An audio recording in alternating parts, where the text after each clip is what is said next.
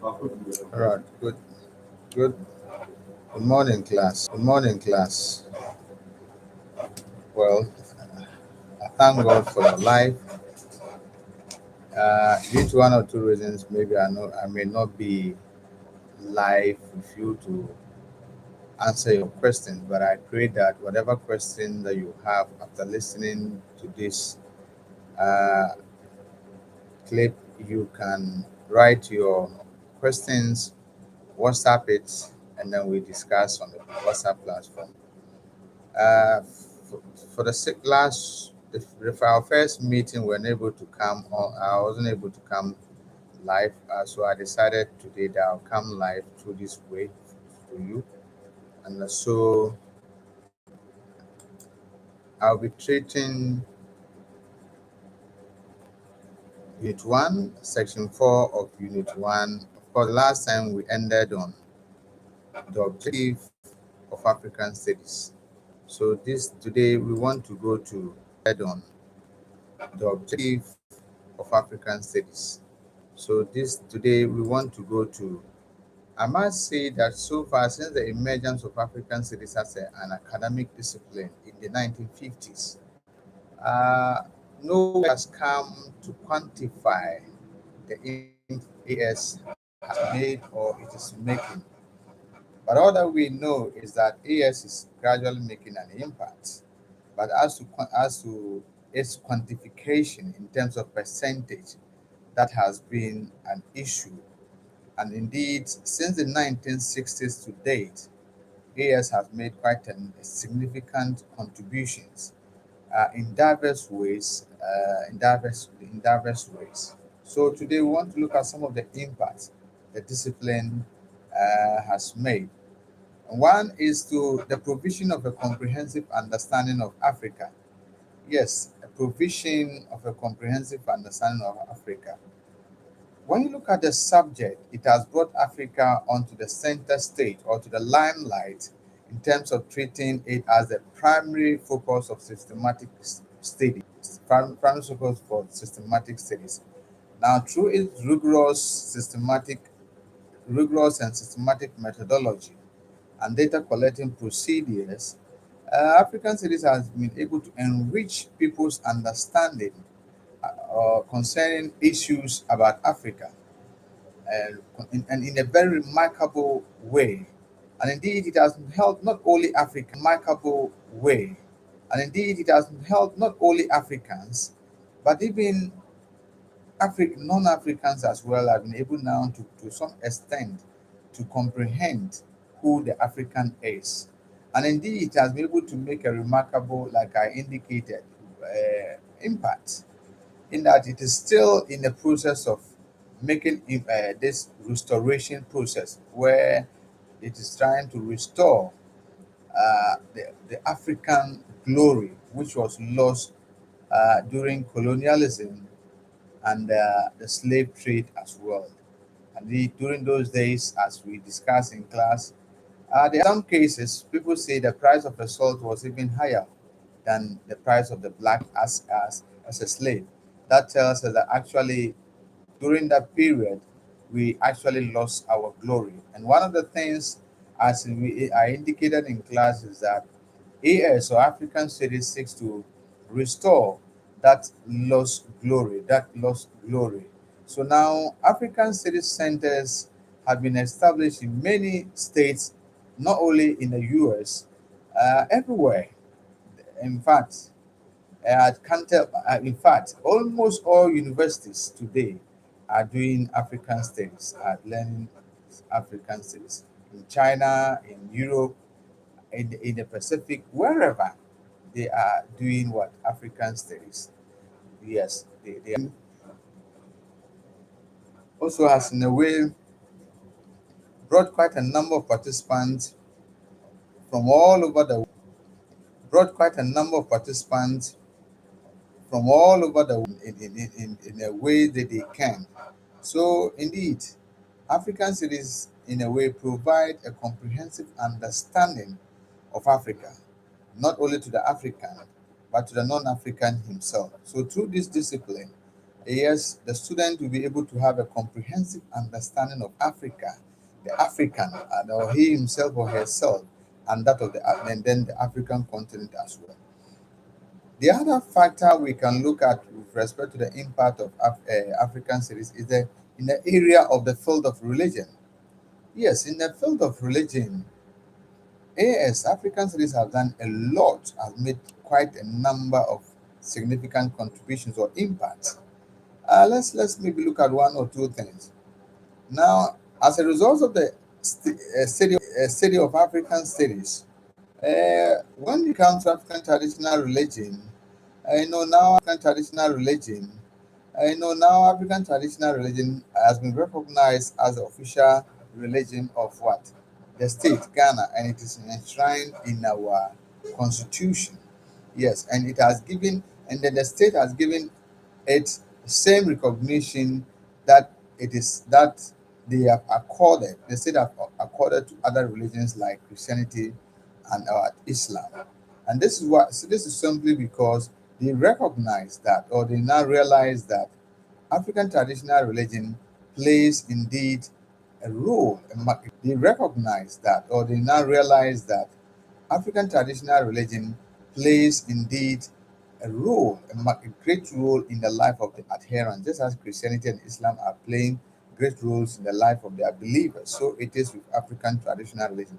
In fact, one would not be wrong to say that one would not be wrong to say that there are some cases, few cases where even Christians Nicodemously consult traditionalists for breakthroughs, for solutions to be solved and whatsoever. And we can see it in the area of maybe childless couples, where maybe after combing all the hospitals and still there's no remedy, sometimes some of them end at a traditionalist area, and then they get their breakthrough. So in that case, you see people showing double allegiance. At one end, he's a Christian, in another end, he is not a Christian. So that's the situation. So indeed, in the area of the field of religion, African studies are brought to fore that the similarities between African traditional religion on one hand and Christianity and Islam on the other hand. So African traditional religion is now recognized as a field of what? Study. As a field of study in the nation. And so that is one of the impacts it has made. Now the other impact is a field of as a field of study in the nation. And so that is one of the impacts it has made. Now the other impact is a field of anthropology. Yes, in the field of anthropology, African studies has also made great contributions, yeah, or great impact rather. Yes, and here we are looking at it in various ways, but we'll look at one or two areas. For instance, culture, we will be dealing with culture. No, we dealt it last week. That is in chapter unit 2. So with that, at least I'm sure some of you, your understanding about African culture or society now has been deepened. And thank for African studies. So now African studies has also brought to bear about our change. So now African studies has also brought to bear about our change of the use of certain terminologies, which of course are derogatory. And sometimes those words or terms we use ignorantly because we don't know the etymology of those words. Ours is just because there is that because people are using them, then we also want to use them. We also of those words. Ours is just because there is that because people are using them, then we also want to use them. We also use them. So indeed, we use them. We use them. Certain terms that we use, for instance, we say tribe. Which tribe do you belong to? And this is no more use. African studies have made us to realize that that word is inappropriate. It's not appropriate to say tribe. It's also inappropriate to say bride price. Bride price, excuse me to say, can you buy your wife? can buy a human being, but bride price literally means you are paying, your in-laws for their daughter, and which of course no one can do that. And which of course no one can do that. So African studies have shown us that no, the term bride price is not appropriate. So instead of bride price, we now tend to use bride wealth. Wealth. Wealth cannot be counted or whatsoever. So that is it. So in the field of tribe as well, now African studies has made us to understand that that word is derogatory, it's inappropriate. So we should use a term like ethnic group. So which ethnic, so in for instance, say, which ethnic group do you belong to, rather than say which tribe are you coming from. So you see, these are impacts African studies is making. Yes, gradually making. And of course, with time, it will make more what? Impact. It will make more impact. Now, when you come to African music, dance, and art, well, they are now important subjects, and that is they are attracting scholars and researchers in diverse ways from diverse what continent to come down to Africa, see our people, with our people. Excuse me, culture. Yes, sometimes even learn our dance, learn our music, and whatsoever. It is there, and this is as an effort of what Impact African Cities is making. The Impact African Cities is making. Yes, so African Cities is making. The Impact African Cities is making. Yes, so African Cities really, when it comes to the field of anthropology, has made and will continue to make significant contributions to that area. Now, the next issue is the establishment of leakages between Africans. Establishment of leakages between Africans, yes, and those in the diaspora. How do we link? How do we connect to our loved one, to our brethren who are in the diaspora? So African Cities has helped us in diverse ways to strengthen the culture bonds between Africans on the main lines and those in the diaspora. So scholars in the field meet regularly at conferences and at workshops to share ideas and to discuss issues on finding solutions to African predicaments. And this, in a way, is also helping us. Yes, so that is why when somewhere 1961, when Kwame Nkrumah opened the Department of African Studies, one of the things it says that Africans, those of us who are in the African continent here, those who are outside the African continent, there should be a need for cross fertilization of ideas. And of course, this is what is happening to wherever they are. They are there's a situation where they meet and discuss issues pertaining to countries and the way what forward and the way forward. So indeed, African studies has made a great by linking African the African continent, those in the diaspora. These people are now working together for the betterment of the African continent. The betterment of the African continent. So these are the impacts the African cities have made so far. And if you have any question, you can, like I said, WhatsApp it and then or put it comment there, and I will address those comments. Now, I'll address that comment. Now, the next issue is a challenge. I'll address that comment. Now, the next issue is a challenge. Systems. The discipline has faced a lot of challenges. Let us now examine some of these challenges.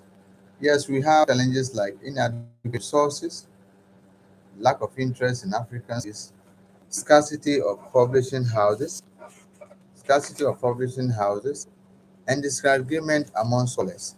And of course, the other one which is not found in your book is the idea of marketing. Yes, so let me start with the last one. The idea of marketing is a challenge facing African cities. What does that? What do I mean by African? It's a challenge.